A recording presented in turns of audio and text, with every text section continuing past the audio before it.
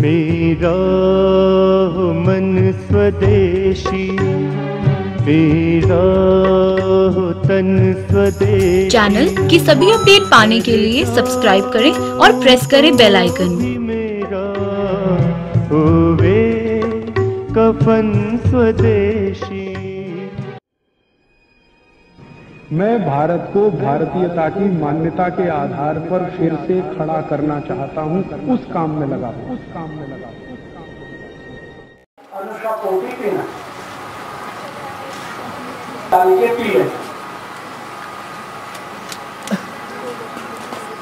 देशी गाय का दूध गर्म पानी में डाल के ज्यादा बोलना पड़ता है तब थोड़ी आवाज निकलती है। इसके लिए आयुर्वेद की एक औषध लेना। उस औषध का नाम है मुलैठी, मीठी लकड़ी कहते हैं। ज्येष्ठ मठ की लकड़ी आती है, उसको मुलैठी भी कहते हैं, मीठी लकड़ी कहते हैं, ज्येष्ठ मठ। उसका पाउडर बनाना पीस कर और मध मिला के काटना, या तो दूध में मिला के खाना। ज्येष्ठ मठ का पाउडर गाय के दूध में मिला के खाना या तो मध में मिला के खाना करना। थायराइड दो तरह का है, एक बोलते हैं थायराइड बढ़ गया और एक बोलते हैं थायराइड घट गया। जाति केस में 99% थायराइड बढ़ गया। उसकी औषध स्वयं घर में है कोतमीर। कोतमीर का चटनी बनाना, कोतमीर के पान का चटनी, 1 चम्मच चटनी अर्ध गिलास गुनगुना कोमट पानी में मिला के पीना। सकारी अनुष्का। थायराइड की समस्या के लिए जब थायराइड बढ़ गया, जिसको अंग्रेजी में कहते हैं हाइपरथायराइडिज्म, इस समस्या के लिए कोतमीर के पान की चटनी बना के कोमट पानी में अर्ध कप पानी या अर्ध गिलास पानी में 1 चम्मच चटनी मिला के पीना। अनुष्का। कितना दिवस? कम से कम 90 दिवस, 90 डेज, 3 महीने कम से कम। और अगर थायराइड घट गया, ये तो बढ़ गया, 99% बढ़ता है, घटता तो बहुत कम लोगों को है। अगर थायराइड घटा हुआ है, डॉक्टर कहता हाइपोथायराइडिज्म है, तो उसके लिए औषध क्या है? उसके लिए औषध है पुदीने के पत्ते की चटनी, गुनगुने पानी में मिला के पी। घटा हुआ थायराइड है तो, बढ़े हुए में कोतमीर के पत्ते। तकलीफ होती है भूख खाने से, भूख खाने से तकलीफ किसको है? आपको है। आप मुझे अलग से मिलना। तेल और दूध खाने से जिनको भी त्रास है वो मुझे अलग से मिलना। मैं उनके लिए होम्योपैथी औषध लेके दूंगा। उसकी औषध अपने स्वयं का घर में लेंगे, क्योंकि तेल और दूध दोनों औषध है। किसी को खाने से त्रास है तो ये तो सीरियस मामला। तो आप मुझे अलग से मिलना, मैं शाम तक हूँ, मैं आपको एक होम्योपैथी औषध दे सकूँ। अर्ध गिलास पानी खूब गर्म करो, गाय का दूध उसमें डालो 1 चम्मच, और वो पानी को चाय की तरह से पियो तो सारे केश नीचे चले जाएंगे, माने लार्ज इंटेस्टाइन में आ जाएंगे। उसके बाद संडास के साथ निकल जाएंगे। क्या करना? खूब गर्म पानी करना, 1 चम्मच दूध उसमें ले लाना, और डॉक्टर आपको बोलता है ऑपरेशन करो, ऑपरेशन करके गांठ निकालो, फिर एक ऑपरेशन के बाद दूसरा फिर करना पड़ता है, क्योंकि जहां गांठ निकाली वहां फिर हो जाती है। फिर थोड़े दिन बाद एक ऑपरेशन करेंगे, तीसरा ऑपरेशन फिर करना पड़ता है। ऐसे जिंदगी भर चलता है, क्योंकि गांठ होना जब तक बंद नहीं होगा ऑपरेशन होता ही रहेगा। इसलिए आप कभी भी छाती में गांठ हो तो ऑपरेशन नहीं करा, कभी भी नहीं करा। तो क्या करना? उपाय उसका ये है, चूना खाना। चूना, चूने में गांठ को गलाने की सबसे ज्यादा शक्ति। 1 ग्राम में चूना कैसे खाना? 1 ग्राम चूना इतना सा रोज ताक में मिला के, नहीं तो दही में मिला के, नहीं तो जूस में, ऊस के रस में, आम के रस में मिला के रोज पीना 1 ग्राम चूना। इतना सा कितने दिवस? कम से कम 3 महीने, कम से कम 3 महीने।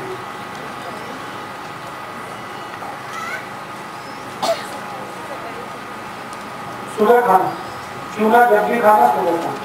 3 महीने में 99% गांठ गलेगी। नहीं गले तो मुझे एक फोन करें, मेरा फोन नंबर लिख लो 942229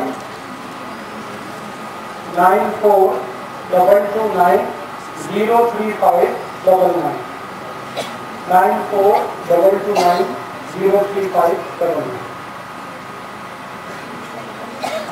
आई को भी प्राप्त होता, बच्चे को भी।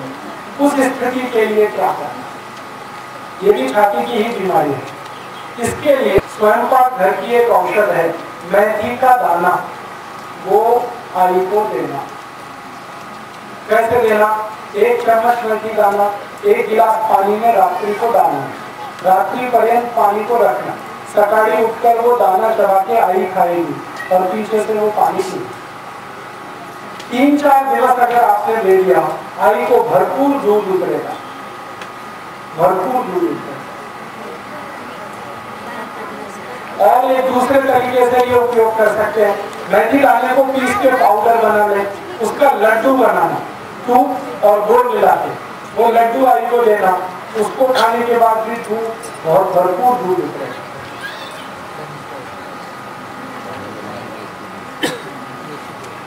अंगार पड़ना, खट्टी डकारें आना, गैस बनना, एसिडिटी होना, ये सब रोग बहुत ज़्यादा है पोट के।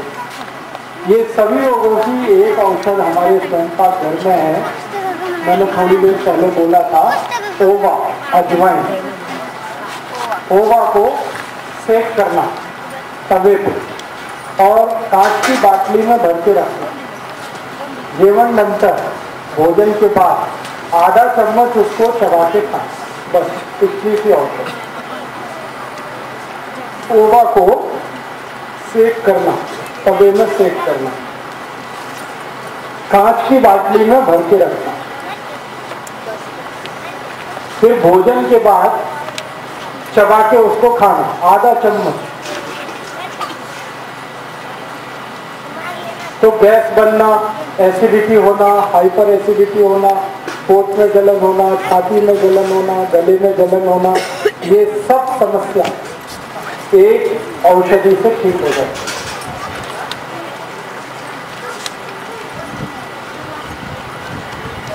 पेट में एक दूसरा रोग है, वो हमारी सभी आई और ताई को है, गर्भाशय से संबंधित रोग है, और वो मासिक पाली का रोग है। मासिक पाली के रोग आप जानते हैं कई तरह के हैं, उनमें से एक है मासिक पाली समय से नहीं आना। दूसरा रोग है मासिक पाली के समय में त्रास बहुत होना, दर्द बहुत होना, चिड़चिड़ होना। तीसरा रोग है रक्तस्राव जास्ती होना। चौथा रोग है रक्तस्राव बिल्कुल नहीं होना। कभी कभी ऐसा होता है कि मासिक पाली 2-3 दिन होना चाहिए, 1 दिन ही होता है।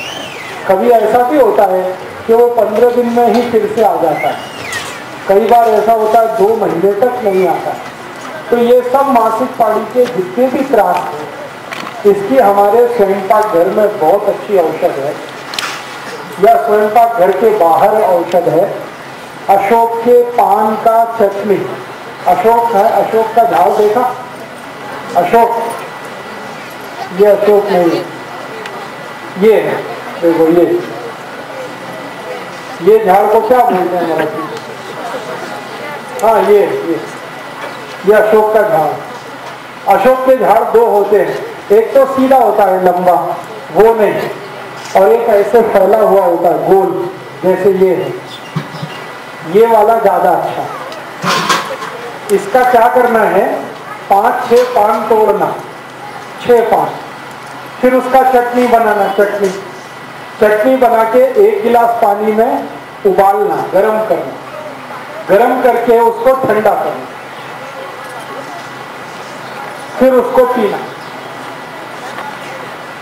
और सुबह सुबह पीना खाली पेट अनुशप होते। कितने दिवस पी सकते हैं? 30 दिवस सतत पीना, लगभग 30 दिवस 1 महीने, उसमें से सभी त्रास ठीक हो जाए। मासिक पाड़ी के जितने भी त्रास हैं उसकी ये अकेली सबसे अच्छी औषध हमारे घर में है या घर के नजदीक है, मुफ्त में है, फोकट में। कमर में दर्द होता वो भी ठीक होगा, लेकिन वही कमर का दर्द जो मासिक पाड़ी के समय होता है, बाकी समय नहीं। बाकी समय ठीक करने के लिए चूना खाना पड़ेगा।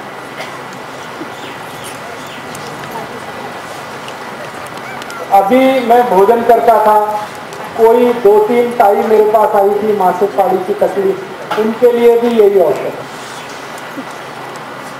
फिर से बताता हूँ, औषध बहुत महत्व की है, इसलिए आप इसको ध्यान से सुनिए, आप सभी के काम की है। ये अशोक के पान 5 या 6 तोड़ना, इसकी चटनी बनाना, चटनी बना के 1 गिलास पानी में गर्म करना, पानी इतना गर्म करना कि आधा हो जाए, ज्यादा देर गर्म करना, फिर ठंडा करना, उसको ठंडा करके पीना। और जो भी उसमें पान है ना वो चबा के खा लेना, उसको छानना नहीं। 30 दिन आपने किया, 1 महीने सतत, उतने में बहुत सारा त्रास ठीक हो जाए। और जिनको 30 दिन लेने पे थोड़ा त्रास ठीक हुआ, पूरा नहीं हुआ, तो और 30 दिन लेना, उसके बाद लेने का आवश्यकता नहीं पड़ेगा।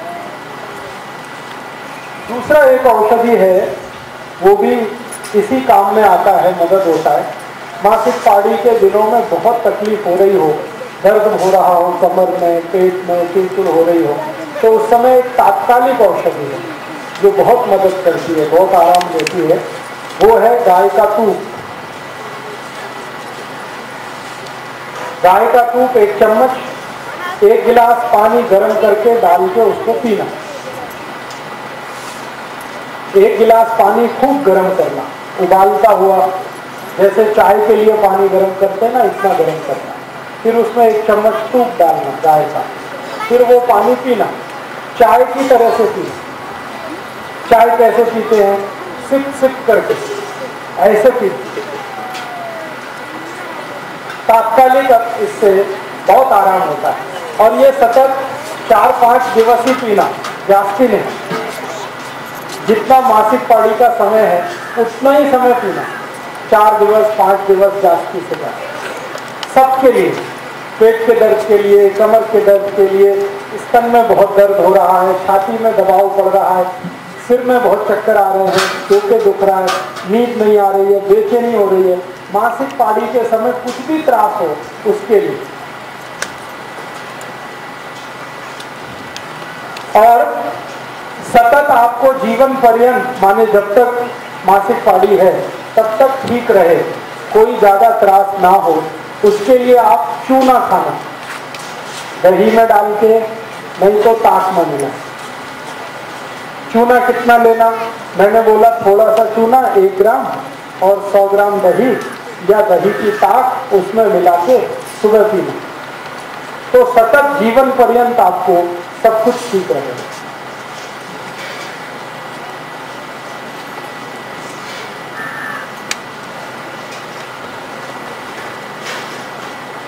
ठीक है? अभी कोई प्रश्न हो तो पूछो। लेकर और घुटने तक के दर्द के बारे में, बहुत बार दर्द होता है, और घुटने से लेके हमारे टांग तक भी बहुत सारा दर्द होता है। ये दर्द ज्यादातर संधिवात का है। संधिवात आप सब समझते हैं, बात का दर्द कहते हैं, संधिवात का दर्द कहते हैं, आर्थराइटिस कहते हैं, ऑस्टियोआर्थराइटिस कहते हैं। ये सभी दर्द के लिए सबसे अच्छी औषध हमारे स्वयं का घर में तो नहीं है, घर के बिल्कुल नजदीक में है।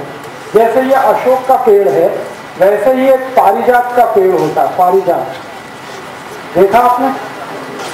पारिजात, उसको फूल आते हैं, छोटे सफेद रंग के फूल होते हैं, और वो फूल का जो डंडी होता है वो ऐसा होता है केसरी नारंगी रंग का। तो वो झाड़ के पान लेना, 6 पान, उसका चटनी बनाना। चटनी बनाकर 1 गिलास पानी में डालकर खूब गर्म करना, इतना गर्म करना कि पानी आधा हो जाए। फिर उसको ठंडा करना और ठंडा करके फिर उसको पीना।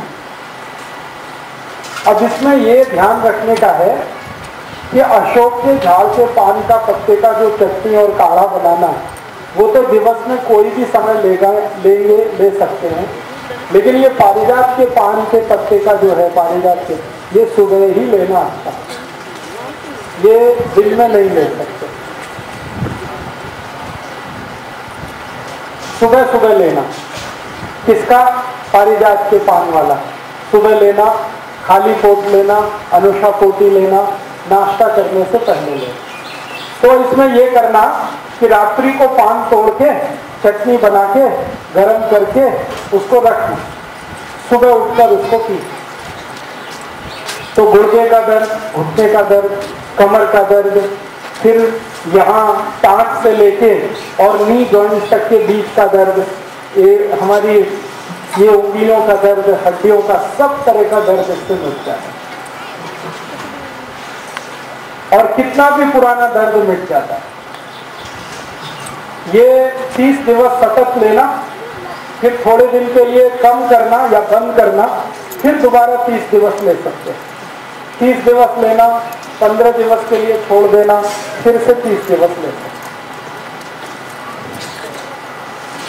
एक बार 30 दिवस के बाद बीच में बंद जरूर करना, नहीं तो ये बहुत गर्म है। 30 दिवस से ज्यादा लेंगे ना तो गर्मी करता है, तो बीच में छोड़ के फिर अगले 30 दिवस ले सकते हैं।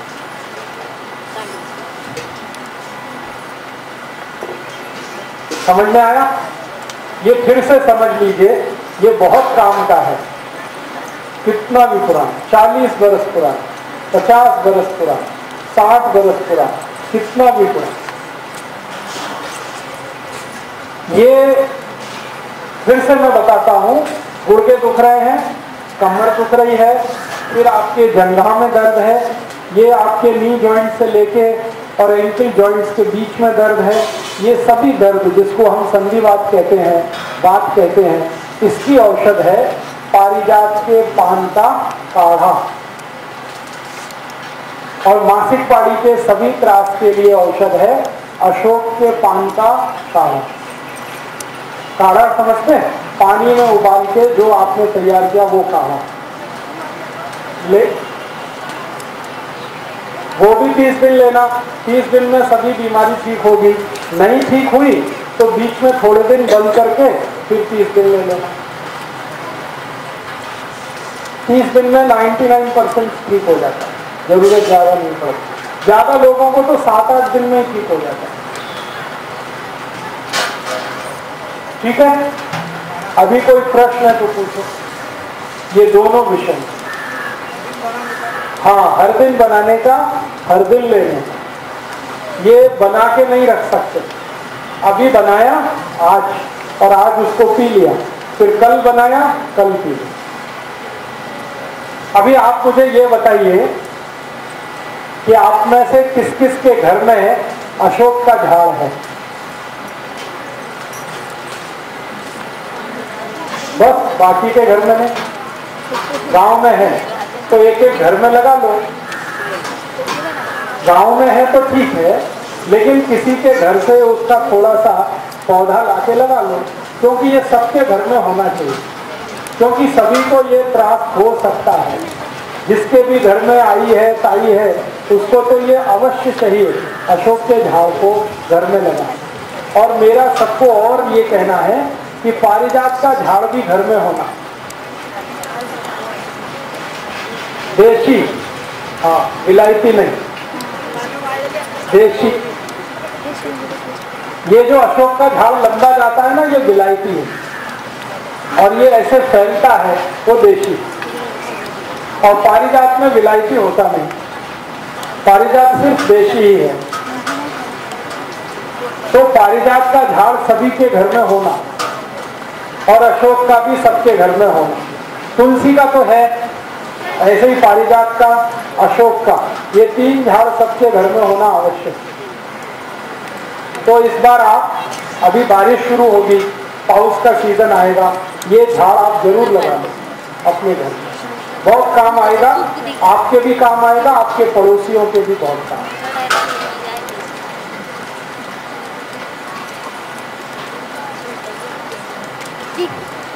प्रश्न पूछिए। हाँ, एक प्रश्न है, अलग है थोड़ा। अशोक के झाड़ के बारे में मैंने आपको पूछा था, तो आप बोले थे कि सीता माता ने अशोक के झाड़ में सब। हाँ आपने रामचरितमानस पढ़ी, रामायण, राम की कहानी सबको मालूम। तो राम की जो धर्म पत्नी थी सीता, उनको रावण उठा ले गया। तो रावण का एक बहुत बड़ा बाग था, बागीचा, उसमें एक अशोक वन था। वो अशोक वन में सारे झाड़ अशोक के थे, वहां पर सीता को उसने रखा।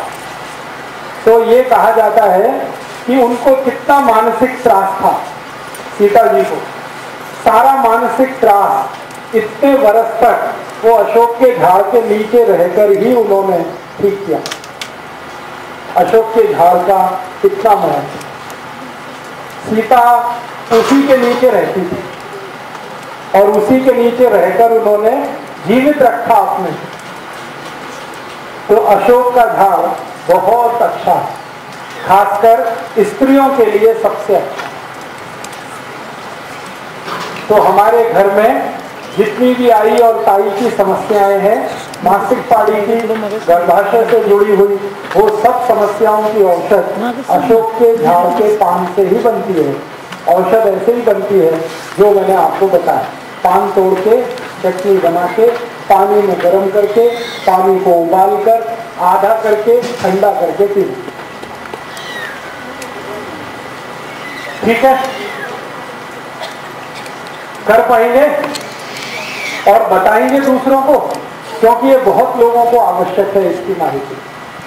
और परिजात के पान का भी, जिनको भी गठिया की तकलीफ है, संधिवात करें।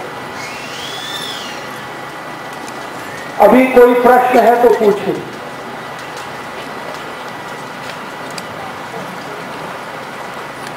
गुड़ के साथ शेंगा खाना, गुड़ शेंगा खाना, फिर गुड़ फुटाने खाना, गुड़ फुटाने, गुड़ शेंगा, और उनको खाना केला दही, केला दही खाना, केला दूध खाना, और रोज रात को गाय का दूध और सूप मिला के पीना। जिनको तबीयत बढ़ानी,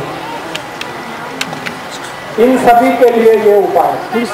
दूध, केला, विरुद्ध आहार जिनको करना ही है, जिनको तबीयत एकदम बारीक है, वो विरुद्ध आहार करने से जारी होती है, इसलिए दूध केला उनको जरूरी है। दूध केला, दही केला भी अच्छा है उनके लिए, पंचामृत में दही केला, या तो दूध केला, या तो शेंगा गुड़, नहीं तो फुटाने गुड़, और दूध और दूध रोज रात को, तबीयत अच्छी करने के लिए। और तबीयत अच्छी करने के लिए उड़द की दाल खाना, उड़द। और खूब ज्यादा तबीयत करनी है तो तिल खाना, तिल चबा चबा के। तिल होता है ना, तिल काला हो तो अच्छा, नहीं तो सफेद तिल। भोजन के बाद, जीवन नंतर 1 चम्मच तिल मुंह में डाल के चबा चबा के खाना है। हाँ, शेंगदाने खाने से क्या गुड़ के नहीं दुखे, कभी भी नहीं दुखे। शेंगदाना हमेशा खाना गुड़ के साथ, कभी भी गुड़ के नहीं दुखे। ठीक है, तिल खाना, गुड़ खाना, शेंग खाना, फुटाने खाना, उड़द की दाल खाना, केला दही, केला दूध और सूप और दूध, इतनी चीजें कोई भी खाएगा तबीयत खूब अच्छी होगी। और आखिरी एक माहिती कि खूब अच्छी तबीयत करनी है तो ये सब खाते हुए टमाटर खाना, तो तबीयत अच्छी होगी और चेहरा एकदम लाल हो जाए, टमाटर जैसा लाल, कच्चे टमाटर, थोड़ा मिर्च डाल के, काली मिर्च डाल के कच्चा टमाटर खाएं, एकदम चेहरा लाल लाल, तबीयत भी बढ़िया, चेहरा भी है क्या? तो तबीयत अच्छा करने का सुन लिया, अभी तबीयत घटाने का भी सुनो। तबीयत घटाने के लिए जिनको भी तबीयत घटानी है उनके लिए सबसे ज्यादा आवश्यक है हमेशा पानी कोमट पीना, सतत कोमट पानी, गर्मियों में भी, उनाड़ा में भी कोमट पानी पीना, पहला उपाय। दूसरा उपाय है पानी घूट घूट करके पीना, सिप सिप करके। कल इस पर और भी आपको माहिती मिलेगी। पानी रुक रुक के पीना, घूट घूट पी के। तीसरा उपाय है कोमट पानी में मध मिला के पीना, मध, थोड़ा नींबू का रस, थोड़ा मध, थोड़ा कोमट पानी मिला के पीना, तबीयत कम करने के लिए। और तबीयत कम करने के लिए गाजर खाना, गाजर है ना, उसको घिसने का। तो कद्दूकस को क्या कहते हैं मराठी में, जिसको घिसते हैं? किसकिस, किसनी, किसनी में गाजर घिसने का। फिर वही किसनी में सेब घिसने का, सेब माने सफरचंद, एप्पल। 2-3 गाजर घिसने का, 2-3 सफरचंद घिसने का, फिर घिस के जो निकलेगा ना वो खाने का, गाजर और सफरचंद का मिक्स करके। सकाड़ी, नाश्ता पूर्व। तो अगर आपने 1 सेब और 3-4 गाजर रोज किसनी में घिस के खाया तो तबीयत बहुत कम हो जाती है। और जब कम हो जाएगी तभी बंद कर देना, नहीं तो बहुत त्रास हो जाएगा। यदि आपको लगा कि अभी तबीयत बराबर हो गई है, इससे ज्यादा कम नहीं करना है, तभी बंद करना। सतत खाते रहेंगे तो फिर बिल्कुल बारीक हो जाएंगे। ठीक है? अच्छा, एक कारण ये है, ये किसके लिए है? जिनको कुछ भी त्रास नहीं है लेकिन तबीयत जाती, हाँ, बीमारी कुछ नहीं है लेकिन बस तबीयत अच्छी है, बीमारी नहीं। अभी एक और कारण है कि जब भी तबीयत बहुत ज्यादा होती है किसी बीमारी से, उस बीमारी का नाम है हाइपरथायराइडिज्म। थायराइड की बात हुई थी ना, तो उनके लिए दूसरा उपाय है, उनको ये काम नहीं आएगा। क्या? सेब, सफरचंद और गाजर। ये गाजर और सफरचंद उनके लिए है जिनको त्रास कुछ भी नहीं है लेकिन तबीयत जाती। अभी अगर थायराइड की समस्या है और तबीयत जाती हुई है तो उसके लिए वही है कोथिमीर का रस, कोथिमीर के पान की चटनी 2 चम्मच, 1 गिलास गुनगुना पानी, कोमट पानी, उसमें मिला के पी। सकाड़ी अनुशपुत, ये उनके लिए है जिनको थायराइड के कारण तबीयत जाती है। बिना थायराइड के तबीयत जाती हुई है तो सफरचंद, गाजर, और मैंने बोला था गुनगुना कोमट पानी, मध और उसके साथ थोड़ा सा नींबू का रस। ठीक है? अच्छा,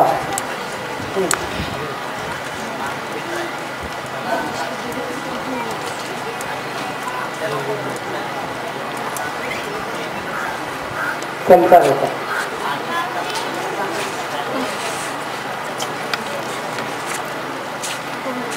अभी इनका जो प्रश्न है इसका व्यक्तिगत उत्तर में दूंगा या तो दवा लिख के दूं। अभी मैं 1-2 माहिती और देके ये अभ्यास पूरा कर रहा हूँ, माने ये अध्याय पूरा कर रहा हूँ। एक माहिती मुझे ये देनी है कि हमारे घर में छोटे बच्चे होते हैं, कई बार उनकी ऊंच नहीं बढ़ती, ऐसे बहुत बच्चे हैं ऊंच नहीं बढ़ती। उसके लिए तो एकमात्र औषध है चूना। जो बच्चों की ऊंच जाती नहीं है उनको दही में, ताक में चूना मिला के खिलाना। चूना कितना? थोड़ा सा 1 ग्राम, जीरे के दाने के बराबर। दही कितना? 100 ग्राम, उसमें मिला के खिलाना सुबह। और कितने दिवस? कम से कम 1 साल। 1 साल। और ऐसे कुछ बच्चे हैं जो मतिमंद हैं। यहाँ पे कुछ 2-3 बच्चे हैं जो मैंने अभी देखे, मतिमंद, जिनकी बुद्धि का विकास नहीं हुआ। उनकी भी यही औषध है, चूना और दही। 100 ग्राम दही में चूना मिला के रोज देना। हाँ, अभी उंच बढ़ने का कभी तक होता है? 21 वर्ष तक। 21 वर्ष की उम्र तक उंच बढ़ता है। उसके बाद में तो जिनका 21 वर्ष पूरा हुआ वो उंच बढ़ाने के लिए चूना खाएंगे, लाभ नहीं होगा। 21 अभी नहीं हुआ है तो जरूर लाभ होगा, लेकिन 1 वर्ष खाना पड़ेगा सतत। मतिमंद हैं बच्चे, उनको तो कभी भी दे सकते हैं। मतिमंदता के जो रोग हैं उसमें 21 वर्ष, 30 वर्ष, 35, 40 कितनी भी उम्र तक आप दे सकते हैं। चूना दही में डाल। मतिमंदता कम होती है, मतिमंदता कम होती है, इंटेलिजेंसी बढ़ती है, होशियारी बढ़ती है। उंच कम करना नहीं, क्यों करना कम? वो टाइम पूछती है उंच कम करना। सभी लोग परेशान है उंच बढ़ाने के लिए। हाँ हाँ, मैं अभी उस पर भी बात करूंगा। तो ये बात हो गई, उंच बढ़ाने के लिए हो गई, मतिमंदता के लिए हो गई, तबीयत अच्छी करनी है, तबीयत कम करनी है, सब हुआ। अभी और एक प्रश्न आ गया कि मासिक पाड़ी के कारण बहुत लोगों को बहुत सारी समस्याएं होती हैं। कुछ लोगों को मासिक पाड़ी के कारण शरीर बारीक हो सकता है, कुछ लोगों का शरीर बहुत जाड़ा हो सकता है, कुछ लोगों को डोके का त्रास हो सकता है, कुछ को आंखों का हो सकता है, कमर का त्रास तो बहुत लोगों को होता है। मासिक पाड़ी के कारण जो त्रास है उसके लिए जो औषध है, 3-4 औषध हैं अपने घर में। एक औषध है मेथी दाना। मेथी दाना, मेथी दाने का तरीका मैं बता दिया पहले। 1 चम्मच दाना रात को पानी में डालना, रात्रि पर्यंत पानी रखना, सकाली उठ के पानी पीना, दाने को चबा के, मेथी दाना। दूसरा औषध है चूना। तीसरा औषध मैं बोल ही दिया, अशोक का पान। चौथा एक औषध है दालचीनी। दालचीनी मध में मिला के लेना। 5वां एक औषध तात्कालिक रूप से बोला, गर्म पानी में टूक।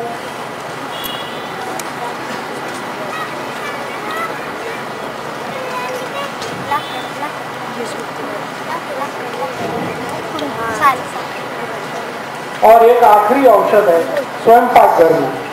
वैसे तो बहुत औषध है। मनुक्का।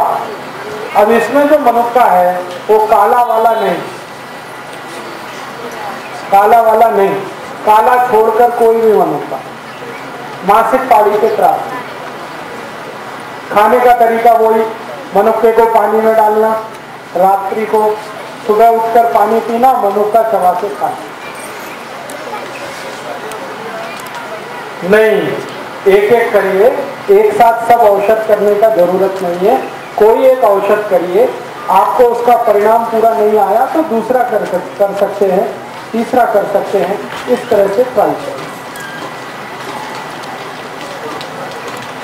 हाँ क्या? हाँ, कचरा भर गया तो उसकी बहुत अच्छी औषध है गाय का दूध। गाय का दूध नाक में डालिए, भरपूर मेंदू क्लीन करके, एक एक थे। और गाय का दूध घी में मिला के, दूध में मिला के भी पिए तो पूरे शरीर को क्लीन करता है, मेंदू को भी करता, शरीर को भी करता। हाँ, तो अब मैंने जितना मुझे बोलना था तो बोल दिया। अभी आपको कुछ पूछना है पूछो, नहीं तो मैं दूसरा अध्याय शुरू करने वाला हूं। हाँ पूछिए। पाँव में मूंगे आते हैं, जिनको भी पाँव में मूंगे आते हैं वो दो औषध में से कोई भी एक करें। एक औषध है मनुक्ख का खाना, रात्रि को मनुक्ख का पानी में डालना, सुबह उठ के चबा के खाना, पीछे से पानी, ये एक औषध। दूसरी औषध है चूना खाना, दही में डाल के, ताक में मिला के, ऊस के रस में मिला के, किसी में भी मिला के चूना खाना। दोनों में से जो अच्छा है आप उसे करें। पाँव में मूंगे आना, हाथ में मूंगे आना, शरीर में मूंगे आना, कहीं भी मूंगे आना। जी, पित्त, पित्त इसका stone, gallbladder. Gallbladder stone की औषधि सबके लिए एक जैसी नहीं है, अलग अलग है। आप लिखवा लेना मुझसे, होम्योपैथी में, रसोई में नहीं है उसकी औषधि। क्या हुआ? एड़ियां फटती है ना, टाँट फटती है, हाँ, इसकी औषधि है। बहुत बहुत आसान औषधि है। एक तो है आपके घर में एक औषध बना के रखना, उस औषध में 3 वस्तुएं लगती हैं, ग्लिसरीन, गुलाब पानी, नींबू का रस। ग्लिसरीन, गुलाब पानी, नींबू का रस, ये तीनों बाजार में मिलते हैं। आप इसको लेना, बराबर मात्रा में लेना, और एक कांच की बाटली में मिला के खूब अच्छे से हिला के रखना। रात्रि को जब आप सोएंगे तो आपकी टाँच पे लगा के सो। ग्लिसरीन, गुलाब पानी, नींबू का रस, तीनों को मिक्स करना, रात्रि को पाँव में लगा के मालिश करके सोना। सुबह उठकर कोमट पानी से पाँव धोना।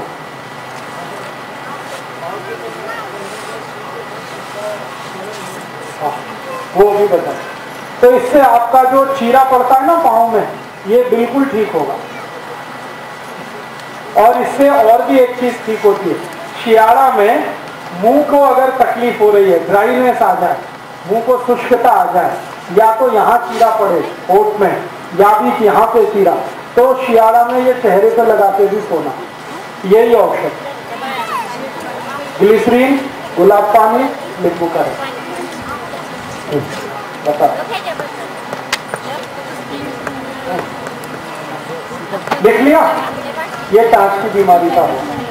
अब ये ताई बार बार मुझे पूछ रही है आम्ल पित्त की औषध। आम्ल पित्त की औषध में बोल चुका हूं, ओवा, अजवाइन सेक करके तवे पे रखना है और खाना खाने के बाद चबा के खाना। हाँ, पित्त के कारण पेट में दर्द होगा, ओवा से ठीक होगा। पित्त का कोई भी रोग ओवा से ठीक होता है। जी, मूत खड़ा, मूत खड़ा जो है ना, इसकी औषध आपके स्वयं पाक घर में नहीं है, तो ये औषध बाजार से लेनी पड़ेगी। आप चाहें तो उसका नाम लिख लो। ये होम्योपैथी की औषध है, होम्योपैथी के दुकान में मिलेगी। औषध का नाम है बर्बेरिस, मराठी में लिख लो, बर्बेरिस, बर्बेरिस मराठी में लिख लो। और उसके बाद दूसरा शब्द है वल्गैरिस, वो भी मराठी में लिख, बर्बेरिस वल्गैरिस। और उसके आगे लिखना ABCD होती है ना, उसका Q, ABCD EFG, Q आता है ना, Q लिखना। ये औषध होम्योपैथी की है, ये होम्योपैथी के किसी भी दुकान में मिलेगी। इस औषध का 10 एम पाव कप पानी में मिला के पानी को पीना, दिवस में 3-4 बार, सकाळी, दोपहरी, संध्याकाळी और रात्रि काली। ये औषध है मूत खड़ा की, उसको तोड़कर बाहर निकालने की औषध है। स्पॉन्डिलाइटिस की सरल औषध है चूना। तो ये औषध आप मूत खड़ा में उपयोग कर सकते हैं। और एक दो औषध बता देता हूँ जो आपके बहुत उपयोग आएगी और जरूरी भी है। एक औषध का नाम आप लिखिए, वो भी होम्योपैथी की है। किसी को अगर सांप काट ले तो सांप काटने के बाद आप बहुत तकलीफ में आ सकते हैं। आपके घर में किसी को भी हो सकता है, पड़ोसी को हो सकता है। फिर डॉक्टर के पास जाएंगे, इंजेक्शन मिलेगा तो ठीक, नहीं मिलेगा तो मृत्यु हो सकती है। और इंजेक्शन भी बहुत महंगा है आजकल, आसानी से मिल नहीं पाता। तो कभी भी सांप काटे तो उसकी औषध होम्योपैथी के दुकान में मिलती है, बहुत सस्ती है, 5 रुपए की औषध आती है और कम से कम 100 लोग ठीक होते हैं। औषध का नाम है नाजा, NAJA, नाजा, NAJA, नाजा। उसके आगे एक संख्या लिखना है, 200, नंबर 200। ये औषध सबके घर में रहे तो अच्छा, कभी भी सांप काट सकता है। कितना भी जहरीला सांप है उसने काट लिया, आप ये औषध देना। कैसे देना? ये औषध पानी के रूप में आती है, लिक्विड फॉर्म में। इसका एक एक थेल जीभ पर देना और 5 मिनट के अंतर पर 3 बार देना। एक थेल दिया, 5 मिनट अंतर दूसरा थेल, 5 मिनट अंतर तीसरा थेल, बस 3 थेल देना।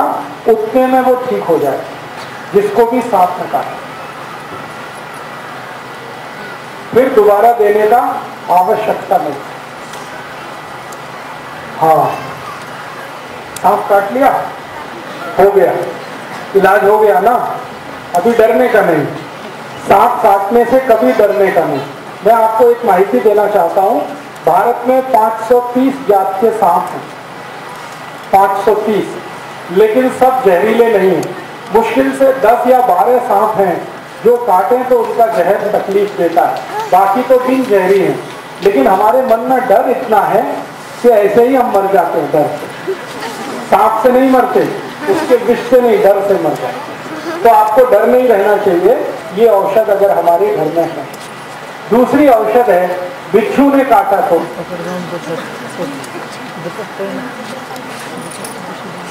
बिच्छू ने काटा तो उसका औषध है, वो भी होम्योपैथी का है, घर में नहीं है, स्वयं का घर में ये औषध नहीं है। बिच्छू के काटने का औषध है साइलिशिया, या उसको सिलिशिया भी कहते हैं। अंग्रेजी उसकी है SILICEA,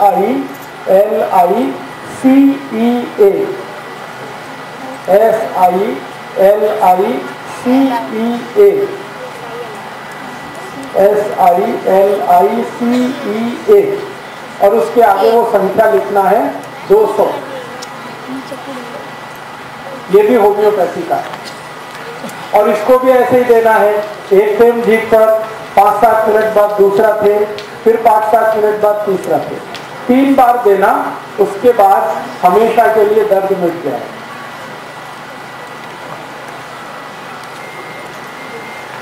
अभी एक तीसरी औषध है, कुत्ते ने काटा। अब कुत्ता कई बार काटे और पागल कुत्ता है तो बहुत त्रास। घर का कुत्ता है तो कोई त्रास नहीं, पागल कुत्ता है बहुत त्रास होता है, इंजेक्शन लगते हैं, बहुत महंगा पड़ता है ट्रीटमेंट। उससे अच्छा ये है कि आप ये औषधि घर में रखें। इस औषधि का नाम है हाइड्रोफोबिनम। हाइड्रोफोबिनम, HYDROPHOBINUM,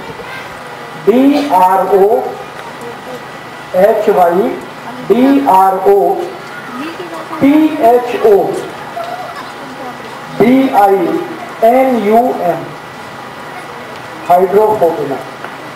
इसके आगे भी एक संख्या लिखना, 200।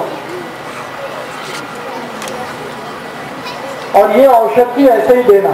कुत्ते ने काट लिया, एक थेल जीभ पर, 10-12 मिनट बाद फिर एक थेल जीभ पर, फिर 10-12 मिनट बाद एक थेल, 3 बार देना इसको भी, बस उसके बाद देने का आवश्यकता है। तो सांप ने काटा, बिच्छू ने काटा, कुत्ते ने काटा, और कोई काटता है? आदमी काटता है उसकी औषधि किसी के पास नहीं। अच्छा, कई बार डांस काटता है, डांस, और कुछ खतरनाक डांस काटते, मलेरिया हो जाता है, तो उसकी भी एक औषध है। कोई भी खराब से खराब डांस काटे, या कोई कीड़ी काटे, चींटी काटे, या डांस काटे, या तो मराठी में क्या कहते हैं, मधुमक्खी, मधुमाखी, ये भी काट सकते। तो मधुमाखी अगर काट रही है तो उसकी औषध का नाम लिख लो, एपिस, APIS, APIS, एपिस। मधुमाखी काटे, कहीं पे भी काटे, और उसके भी सामने लिखना संख्या 200, एपिस। ये भी एक एक दिन जीप पर। और मधुमाखी को छोड़कर कोई भी काटे, डांस काटे, कीड़ी काटे, तो औषध का नाम है लीडम, LEDUM, लीडम।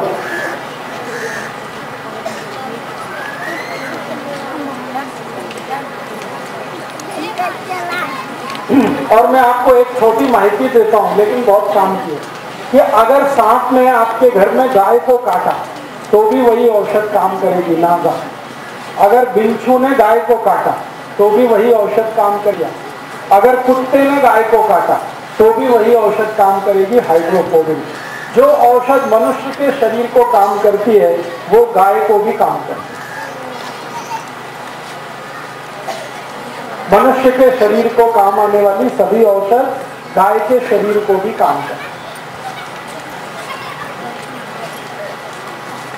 अभी ठीक है, इसको पूरा करें।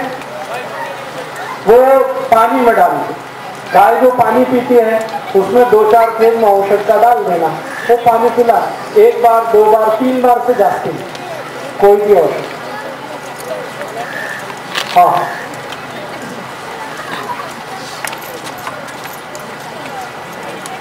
कोई साइड इफेक्ट। थोड़ा ज्यादा खाएंगे तो बस इतना ही है कि थोड़ा पित्त बढ़ सकता है, बाकी कोई साइड इफेक्ट नहीं। अर्धशीशी, कोई भी किसी को दर्द है तो नाक में गाय का दूध रात को डाल के सोएंगे, अर्धशीशी बिल्कुल ठीक होगा।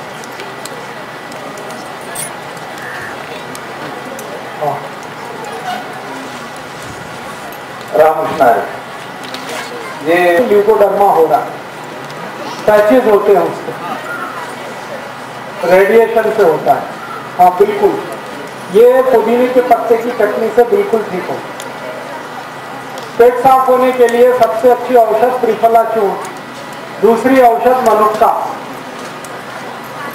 मनुक्का रात को खा के सोना, सुबह पानी में मनुक्का डालना, कम से कम 15 मनुक्का, 1 गिलास पानी। रात को सोने से पहले मनुक्का चबाना, पीछे से वही पानी पीना। ये पेट साफ करने के लिए बहुत उपयोगी है।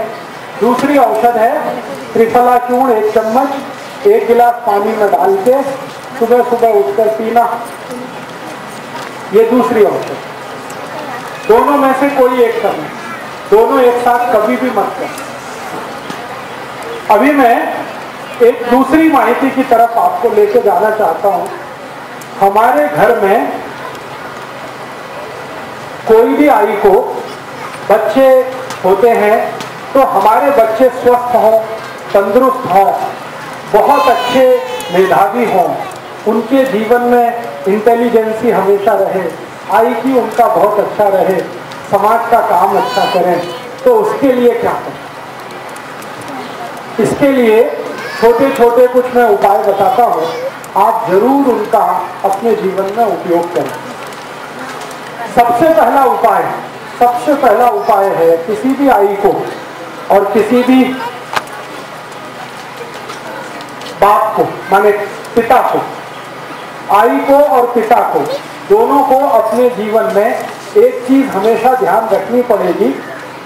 अब भी अगर उनको बच्चे स्वस्थ, तंदुरुस्त, तेजस्वी, तपस्वी, संस्कारी और समाज का काम करने वाले ऐसे बच्चे अगर चाहिए तो उन बच्चों को पैदा करने से पहले उसका नियोजन करना पड़ेगा।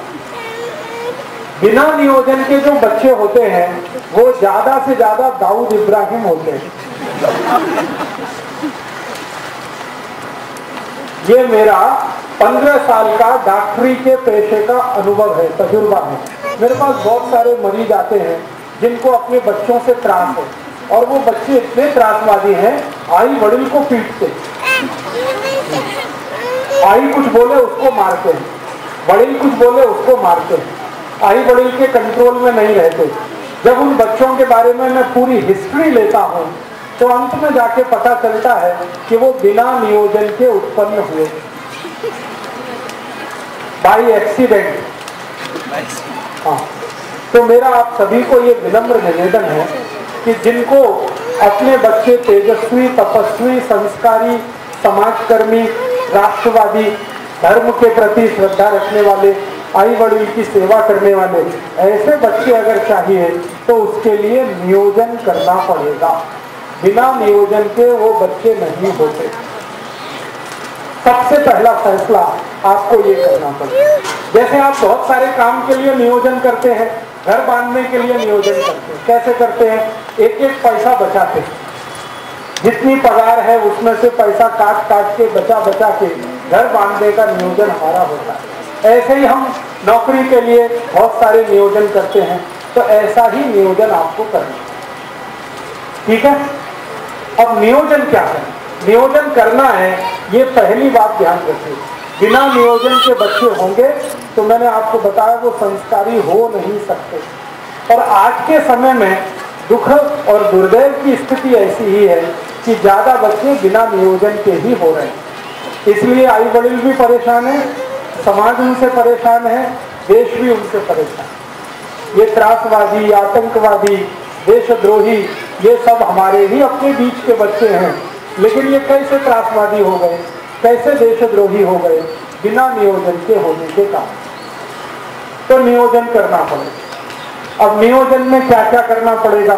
सबसे पहला नियोजन, संस्कारी बच्चा अगर चाहिए, प्रतापी बच्चा चाहिए, आपको समाजकर्मी चाहिए, धर्मनिष्ठ चाहिए, राष्ट्र प्रेमी बच्चा चाहिए, तो सबसे पहला नियोजन संयम पालना पड़ेगा।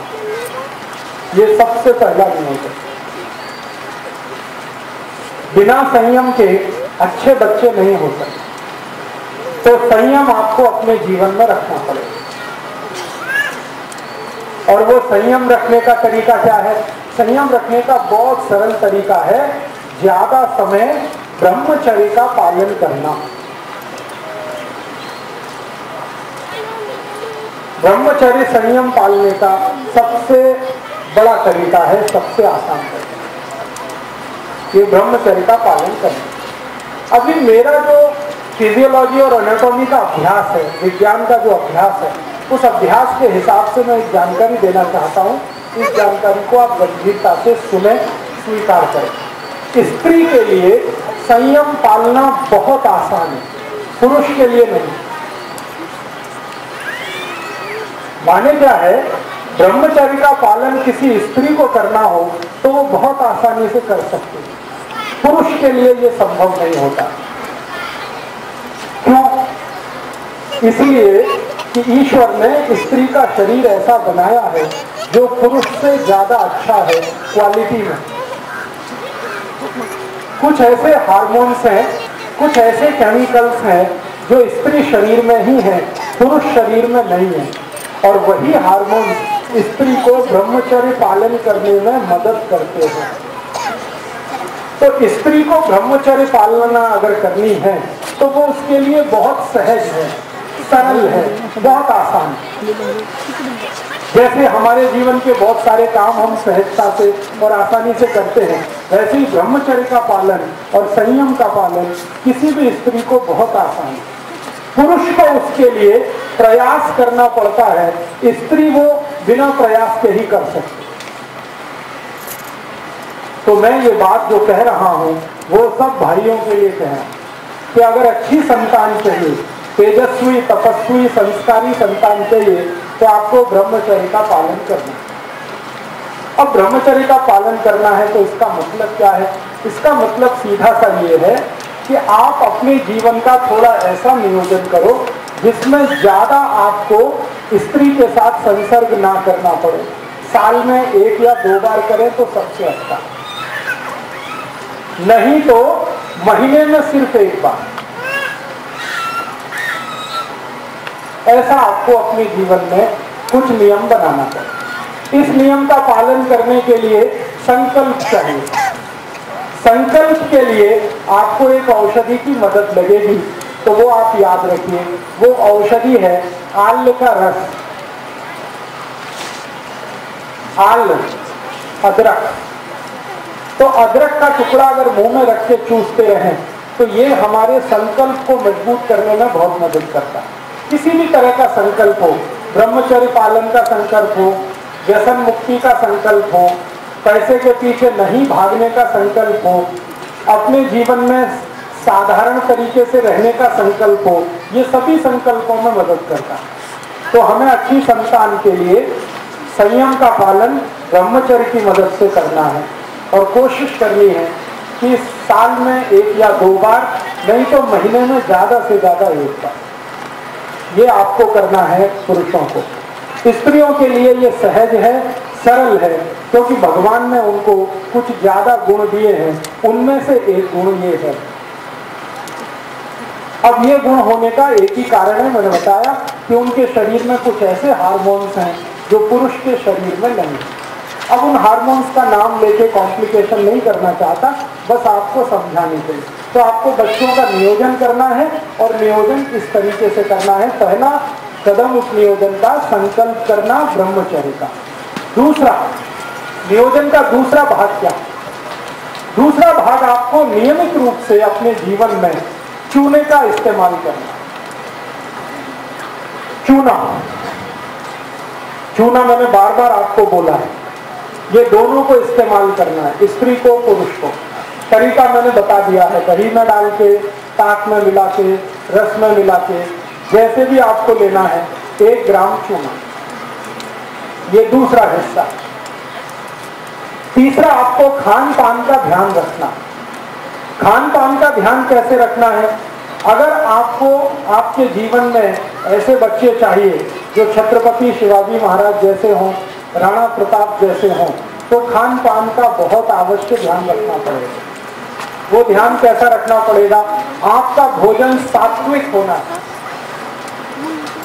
सात्विक भोजन होने का माने मांस नहीं खा सकते, मदिरा नहीं पी सकते, अंडा नहीं खा सकते, किसी भी तरह का मांस नहीं खा सकते,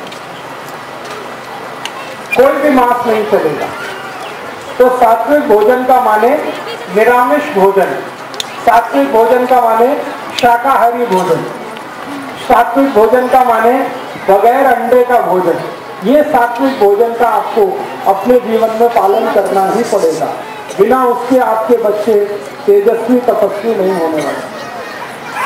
तो भोजन करते समय ये ध्यान रखें, मांसाहार का सेवन ना करें, तो शाकाहारी जीवन ज्यादा हो। शाकाहारी जीवन में कुछ चीजों का उपयोग भरपूर करना है, जैसे गाय का दूध, गाय के दूध का दही, दही की ताक, ताक में से निकाली हुई लोनी, लोनी से निकाला हुआ घी, ये ज्यादा उपयोग करना। और जैसे लोनी है ना, लोनी, लोनी और उसके साथ खड़ी शक्कर, ये नियमित रूप से खाना,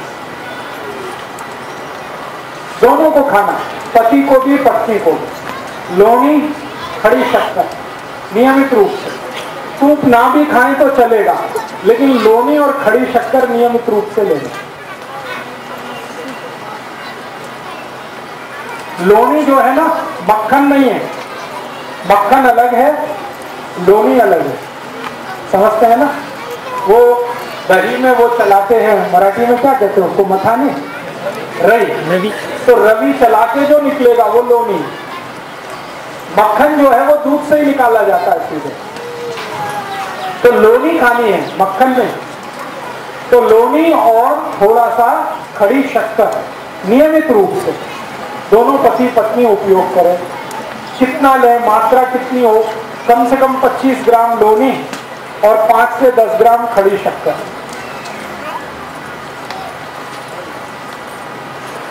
और इसके अलावा जो नियमित रूप से आपको भोजन में लेना है, तिल आपको नियमित भोजन में खाना, तिल, मसूर की दाल, मूंग की दाल नियमित रूप से खाना, एक दिवस मूंग की दाल, एक दिवस मसूर की दाल, ऐसे नियमित रूप से खाना। और नियमित रूप से जो फल सीजन वाले होते हैं, जैसे अभी गर्मी का सीजन है, तो गर्मी के सीजन में जो फल है उसमें आम सबसे जास्ती है, तो भरपूर आम खाना। थोड़े दिन में सीजन बदलेगा तो फल भी बदलेंगे, तो सीजन वाले जो फल हैं वो भरपूर खाना। जैसे संतरा आएगा, मौसमी आएगी, द्राक्ष आएगा, सीजन के हिसाब से। तो अभी आम है, आम के बाद कुछ, फिर उसके बाद कुछ, उसके बाद कुछ, तो ये सीजन वाले फल भरपूर खाना है। और फल कभी भी भोजन के साथ नहीं खाना है, अकेले खाना है। केला हो, दूसरे फल हो, वो भोजन के साथ नहीं, अलग से खाना। जैसे भोजन किया उसके 2 तास बाद या 2 तास पहले फल खाना, या तो फल सुबह सुबह नाश्ते में भरपेट खाना, वो सबसे अच्छा। और एक चीज नियमित रूप से करनी पड़ेगी कि थोड़ा शरीर श्रम नियमित रूप से हो, पति का भी, पत्नी का। पति का शरीर श्रम क्या होना और पत्नी का क्या होना, इसके लिए 2 अलग अलग विभाजन हैं हमारे शास्त्रों में। पत्नी के लिए शरीर श्रम ऐसा होना जिसमें पेट का हिस्सा, जिसको गर्भाशय कहते हैं, उसमें बार बार मूवमेंट आए, ऐसा श्रम हमें होना पत्नी के लिए, स्त्री के लिए। तो वो क्या करना है, जैसे वो चटनी बनाते हैं ना, चटनी, तो चटनी अगर मिक्सी में बनाएंगे तो शरीर का श्रम नहीं है, लेकिन हाथ से बनाएंगे तो शरीर का श्रम है। और उसमें सबसे ज्यादा मूवमेंट यूट्रस रीजन का ही होता है, गर्भाशय का सबसे ज्यादा मूवमेंट होता है, तो चटनी हाथ से बनाए। इसी तरह से हाथ काम ज्यादा घर का, कपड़े धोना तो हाथ से धोना, वॉशिंग मशीन से नहीं धोना, चटनी बनाना तो हाथ से बनाना, रोटी बनाना तो हाथ से बनाना।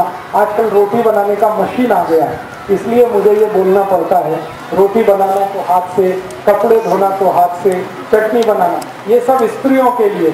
और एक बहुत अच्छा श्रम है, अगर आप सब करेंगे तो बहुत अच्छी संतान आपको होने वाली है।